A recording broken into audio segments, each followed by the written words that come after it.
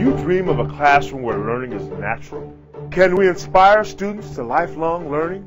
What exactly is the purpose of an education? Inspiring students to be curious, independent, creative, innovative, deep thinking, confident, proactive, collaborative, determined, educated.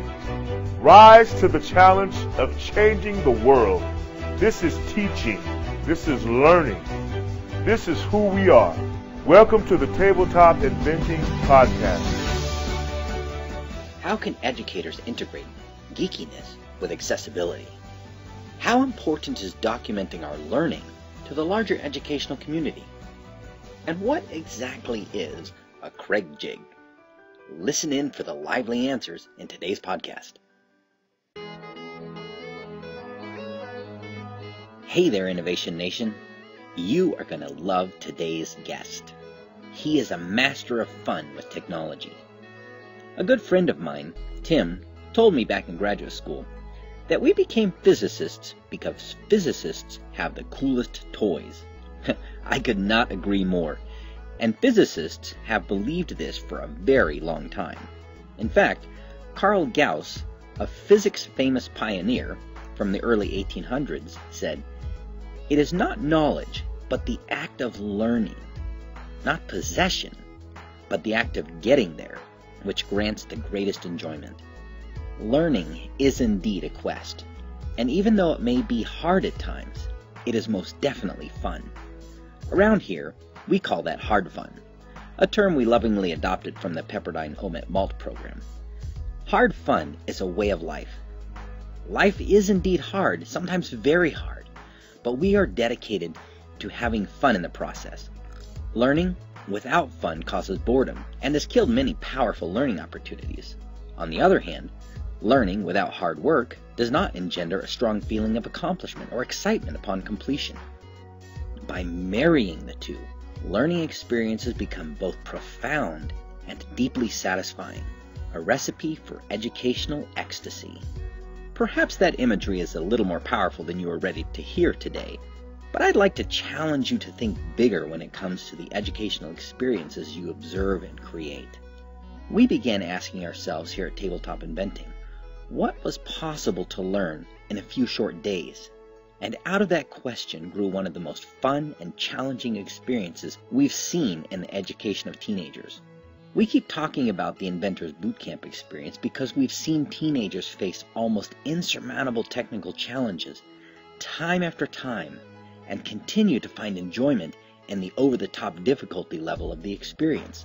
Students keep telling us, it was hard, but really fun. You can find out more about Inventor's Bootcamp by visiting inventingzone.com or by clicking on the Inventor's Bootcamp button on the ttinvent.com website. Today's guest is no stranger to hard fun. Josh Burker is an educational technologist with extensive experience. He particularly enjoys making technology invisible as well as extremely accessible, which is a skill many teachers would like to see in their tech department. Josh has honed his skills and become a recognized expert on hard fun, and his new book, titled The Invent to Learn Guide to Fun, shares his extensive toolbox. My guest today is Josh Burker. Josh creates super accessible projects that are understandable to all the individuals in the classrooms that he works with. He creates projects that are what he calls remixable, or able to be expanded into other types of projects. And he usually uses items that can be found around the house. Josh, this is a really interesting mix of things. Tell us a little more about how you got into this. Well, I guess it really grows from my interest in trying to combine the elements of both crafting and technology.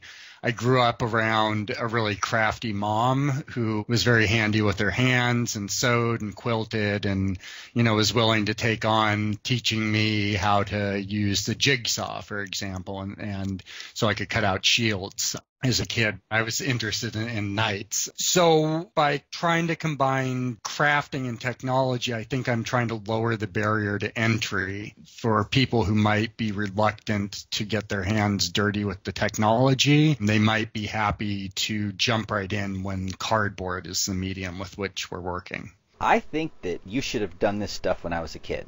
I had a lab under the basement, and I just wanted to build stuff, and cardboard was accessible. Right. And I think nowadays we've sort of forgotten what we did do as kids and what worlds we could create with simple items like cardboard. It's really fascinating watching my 3.5-year-old and his imagination, because he'll take something as minute as a cloth measuring tape, and that's become his GPS. And by unspooling it through his hands, it's the road that he sees on my phone mounted in the windshield. We can do so much with our imagination, and we forget with the technology that we do have available to us, we forget to kind of take a step back and use things that require us to use our hands and our imaginations. How did you get into the technology side? So the craft side, you kind of gave us a little bit of background on that. How did you get into the technology side? The technology side of things, I got my first computer back in 1983 when my cousin's husband approached my parents and told them, you really ought to think about getting an Apple II. At the time, they owned a children's clothing store, and he envisioned them helping it with inventory and payroll and whatnot. And the truth of the matter is it ended up being something that my brothers and I got to play with and use and learn with. And so I always had an interest in computers, and it really fell off in high school. After college, my first job out of college, I ended up inheriting a yearbook class, and the person who took care of the Macintoshes on campus left shortly after I started at the school. So I had to kind of recall what I knew about computers and start in on a really technical side of things. And so for years, I pursued a really technical side of using computers and networking and system administration. So I have a strong background in that, but it's trying to kind of marry the geekiness with approachability and break down the barriers to entry, as it were. So let me make sure I understood where you went with that. So it sounds like you got into some highly technical stuff. You mentioned some user management, IT type stuff. So did you actually become like an IT director at a school and kind of get into the technicality on that side of it? How did that go? What I did is I timed it really wrong and went out into the private sector kind of at the end of the dot-com boom, and I was a Macintosh consultant. The guy who I worked for, we were able to weather the storm because we had some established clients. So, for example, for a few years, I managed the Macintoshes at Nintendo of America, and so I got to see kind of the creative side of how the artists there used the computers that I helped keep running. After that, and when I went back into schools, again, it was a technical side of things is how they build the position. But once I got the system up and humming, it was easy enough for me to then create projects that involved humans, as it were, So I started a technology club for students at the elementary school where I was working and really started building that. And that's when I met Debbie, is when I decided, okay, I have the technical side down. It's time for me to really start thinking about how this can affect education. And I met Debbie when I pursued my master's degree at Pepperdine.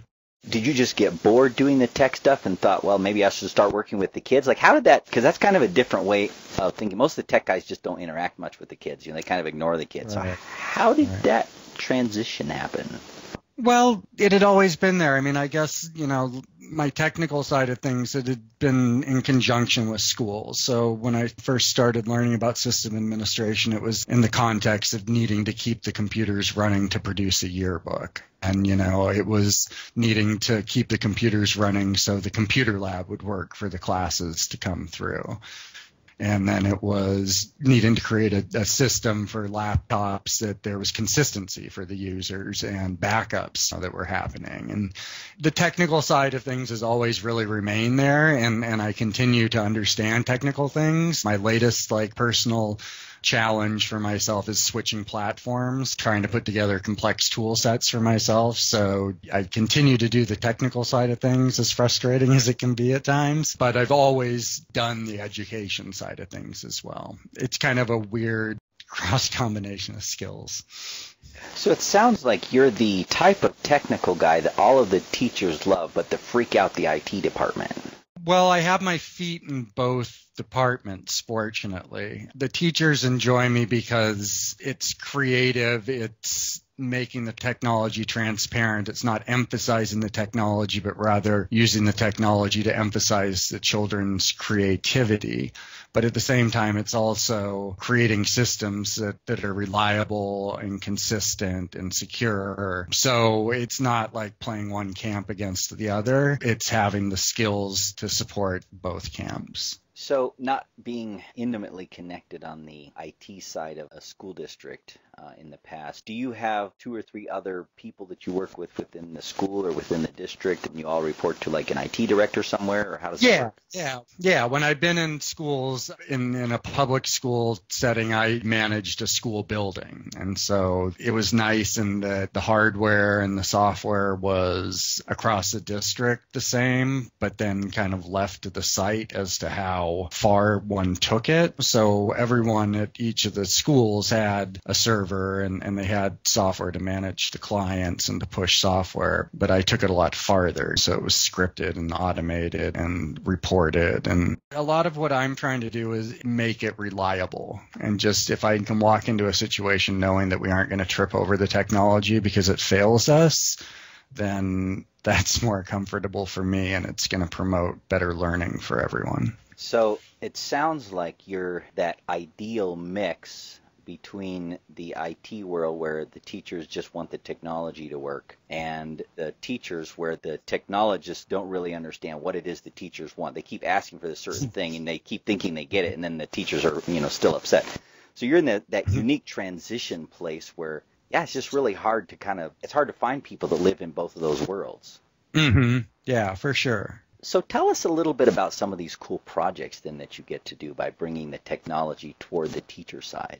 The project that I'm most proud of and kind of want to talk about would be a project that was in a non-traditional education setting, if that's all right. Oh, sure. Yeah, so what happened is last June I was maker in residence at the Westport, Connecticut Library Makerspace, and that meant I got to spend 20 hours over the course of a month just leading impromptu workshops around the makey and programming in Scratch and creating musical instruments out of upcycled materials. It went really well. I think they told me in the end that I had over 200 encounters with people. I had 4 people, 2 elementary school students, homeschooled middle schooler, and an 88-year-old guy come to the final presentation to explain their whole process. So it was very successful, and I met the guy the month after me who was the maker in residence, and he did a whole session on unmaking where he'd bring in hardware, and I ended up taking apart a table lamp, for example. And so we really hit it off, and we decided to run a workshop of our own that we put together a list of people, of students with whom we'd worked in the past and who we thought could see a project with the scope that we had in mind through to a completion. And so we sold it to 6 students, and we did a 6-month project outside of school that met for every other Friday, where we taught them how to build automata, which are hand crank mechanisms that produce a series of movements. So that was a great project because it combined so many different skills that were outside of what you might encounter in a typical classroom, because we weren't in a classroom. We were meeting in my partner's workshop, and we were learning woodworking skills. We were working with 3D modeling and 3D printing and incorporating 3D printed parts in the automata. And the kids all generated the themes around the 6 automata that grew in size to being contained in a frame about 2 feet by 4 feet tall, 2 feet wide by 4 feet tall. And it worked out beautifully. It was hard fun, which I think is always important when you're learning new skills. And we ended up meeting the deadline and being able to exhibit it at the Westport Mini Maker Fair, which, as I understand it, is at this point the largest mini maker fair in the country. That is very cool. And that took, you said, 6 months? Yeah, that was a 6-month effort. So that's more of what I'm trying to do at this point is come up with workshops where we're afforded the luxury of really examining something deeply. I think 6 months was a bit too deep, and the next workshop I have in mind is going to be a 5-session rocketry workshop where we'll go deep, but it's not going to go on as long. Tell me a little bit about how the kids were involved in this automata project. You mentioned a little bit, but... So Joseph and I taught them through a series of exercises how to build automata. And so if we look at the skills that involved, we started them with cardboard. And that involved learning how to accurately measure and mark your measurements. And then from there, we moved to working with wood and, again, measuring twice, so we're only cutting once, and learning some clever joinery. This guy Joseph's go-to tool is this Kreg jig that makes these recessed those are amazing. Screw holes. Yeah, and you can whip together something that's perfectly square, which is nice for a change. I actually used it recently. We have squirrels in my neighborhood, and we do a container garden during the summer, and the squirrels always get into the containers, and we used it to construct a new cage to go around the big container. And I remarked to my wife that using the right techniques and tools results in so fewer swears during a big project like that. So that is so true. I was able to even take the skills, to the next level. So the kids were involved in learning these skills so then they could apply the skills. And the way that they applied the skills was brainstorming the theme. And the themes that they went with were kind of the visible earth, like the earth's surface, and also the sea. And so they constructed, in the 6 automata, we had an automata that was the Earth viewed from the moon. We had a starling who flapped its wings, and we had a model of the Earth in space. And then for the ocean, we had a sperm whale chasing a giant squid and a submarine passing them by. So they developed the whole theme and then cut the lumber, cut the aluminum tubing that we used, riveted the parts to the tubing. So they were very involved in each step of the process and then from conception all the way through the build.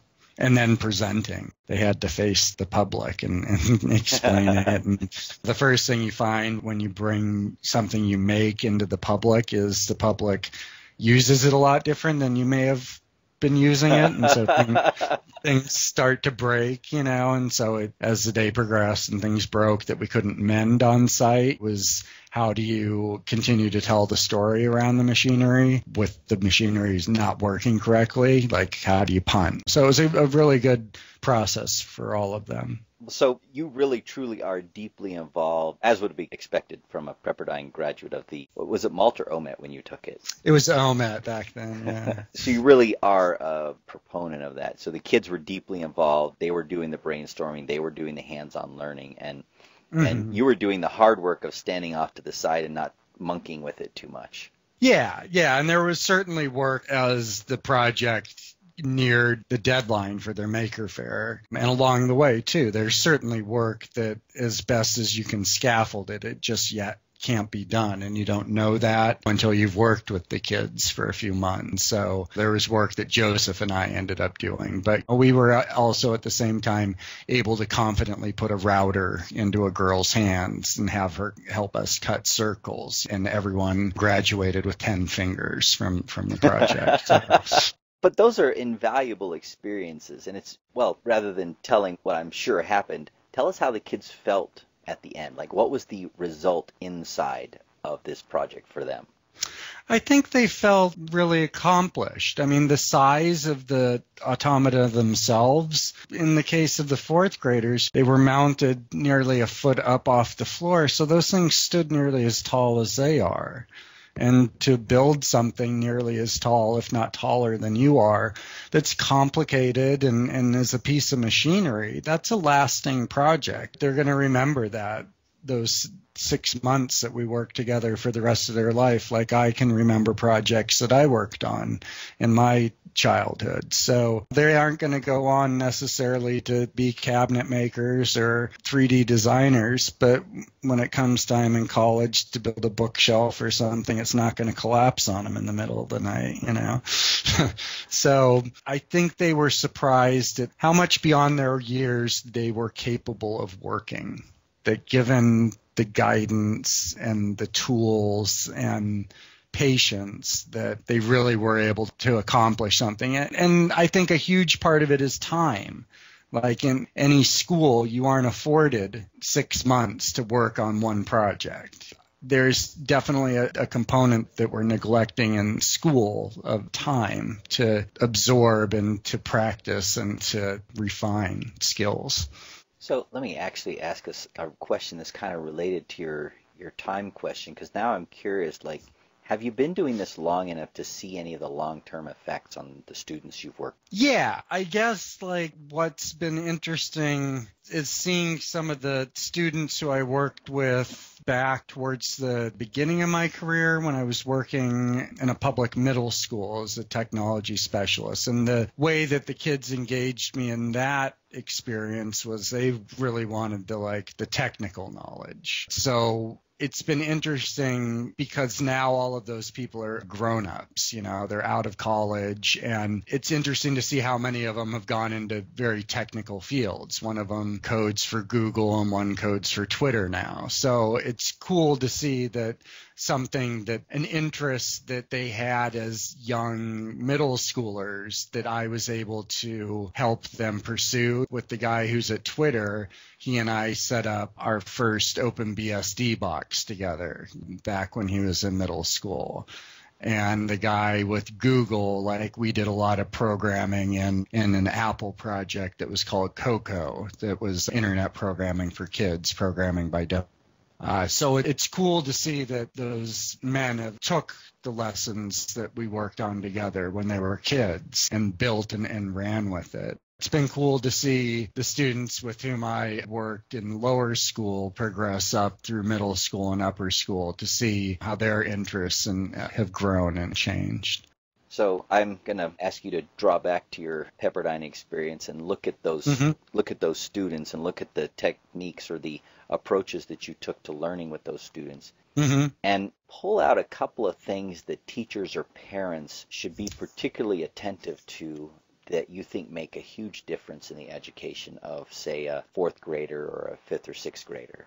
So I think the first really important lesson that I learned in my time at Pepperdine, and the context for, I guess, a lot of what I'm saying is my Pepperdine action research was around the technology club that I was running at a public elementary school. And I'd been running it, I think, at that point for 3 years. And I didn't have any girls and any autistic students involved. That was the school in the district where the autism spectrum program was. So we had a good concentration of autistic students who were interested in technology. And we had girls who were certainly interested in technology, but sure weren't showing up to my club. So it was my responsibility to determine why and what changes could be made. So the lessons that I took to heart during that intense year of hard fun and learning about children learning, the first lesson is you need to get out of the children's way. The children have a better chance, I think, of learning meaningful and lasting lessons if it's not you who are dictating what they learn. My wife yesterday, who is a public high school English literature teacher, she's been teaching for 17 years now. She got the best compliment yet yesterday, and that was from a student who thanked her for teaching her not what to think, but how to think. And I think getting out of children's way is the best way to allow children to develop their own ways of thinking and their own ways of problem solving. I think another super important lesson that I learned through my Pepperdine Action Research Project was fostering a social space in which the children learn. The reason why I didn't have any girls involved in the technology club, as it turns out, was the projects had just grown to be too technical, and there wasn't any point of conversation really around what the boys were kind of trying to do with the club. And so when I swung the club through the action research and decided, okay, the first project we're going to work on is digital photography, and since we don't have enough cameras to put in everyone's hands, we're going to have to collaborate, that allowed for real social discourse to occur. And not all of it was necessarily happy. I was working with elementary school students, but it did allow for the students to socialize, to determine the course that the project would take. It allowed them, in the case of digital photography, it allowed them to determine the aesthetics that mattered to them. So again, it plays into getting out of the children's way, that if it's not the adult kind of running the show, but it's the adult who's providing the space where the children can meet and exchange ideas and skills and work on projects, then in my estimate, is the environment that's most conducive to learning. And that's the advice that I would give to parents is provide the opportunities for kids to learn, but don't feel like you need to run the show. I feel that my best lessons, I really ought not to be giving direct instruction for more than 2 minutes. The rest should be children's time. So thank you for taking the time to kind of distill down those very poignant lessons. Let's take a little bit of a left-hand turn and wind down just a little bit. And we always ask 2 questions here toward the end of the podcast. Mm-hmm. The first one is one that I think that you're in a fairly unique place to answer, because you're both in the educational space and in the technical space. And it's this. In the digital world, we now have this access to over 600 million websites. And mm-hmm. we have just oodles of YouTube videos, and you can find just about anything on Wikipedia now. In that environment, what does it mean to be, quote, educated? Like, what does the term educated mean now? Mm-hmm. That's a good question. I thought about this question, having seen it before and heard it before, and I think, to me, what I believe the most important skill is in today's modern age is to be the person who's producing the most accurate information to which others are looking to find the answers that they need. And I guess I'll swing this back to that kind of tangent I took with switching platforms. I've been comfortable on one platform since 1985 and just become disappointed with the direction it's taking. And so I'm switching platforms, and I'm trying to get a Kinect camera to talk to this Linux laptop so I can start doing some 3D scanning with it. And it's become one of those obsessive, like, OCD tasks for me that I, a day and a half into it, like, I had to slap myself and, like, walk away and be like, these are some dangerously slippery slopes you're on, Burker. But it illustrates this anecdote, because through all of this struggle that I've had, like, I'm competent around using the Google and trying to find the information that I need to find.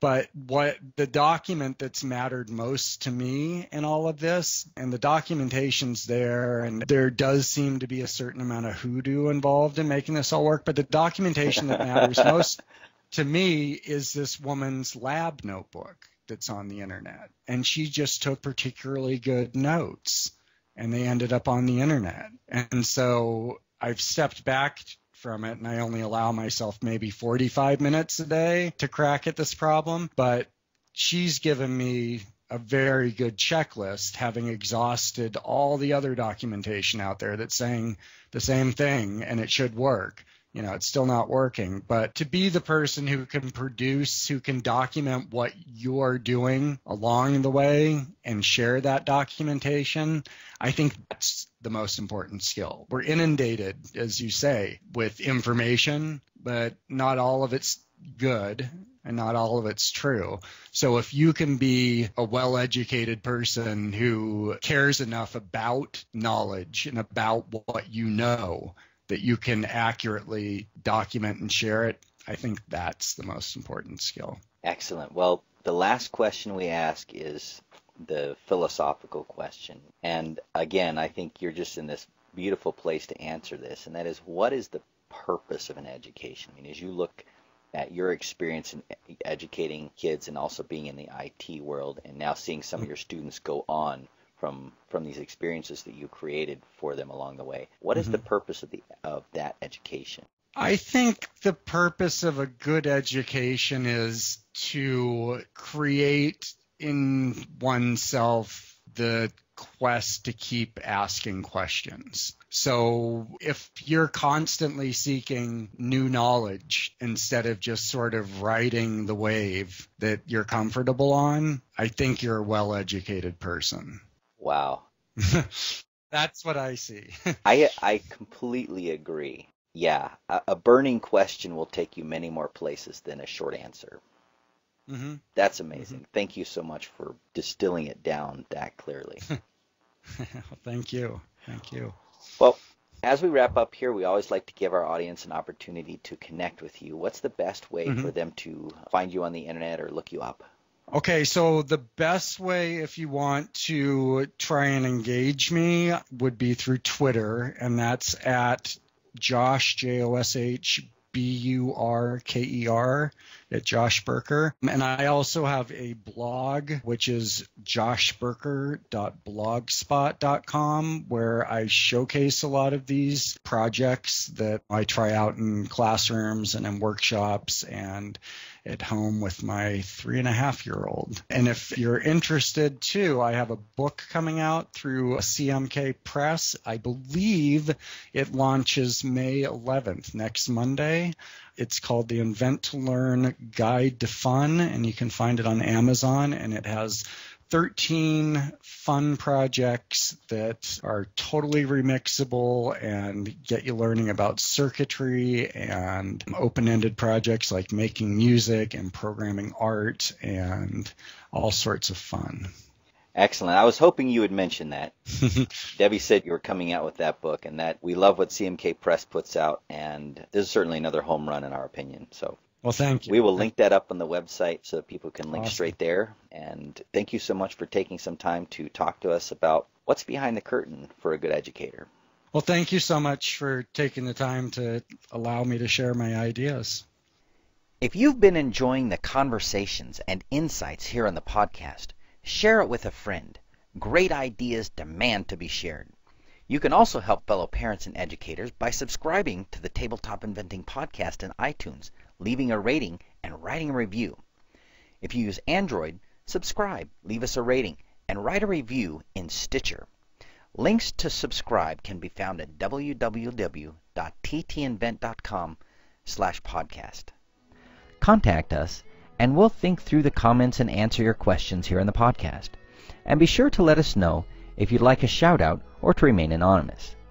You can share your comments and questions at www.ttinvent.com/podcast or by emailing us at podcast@ttinvent.com.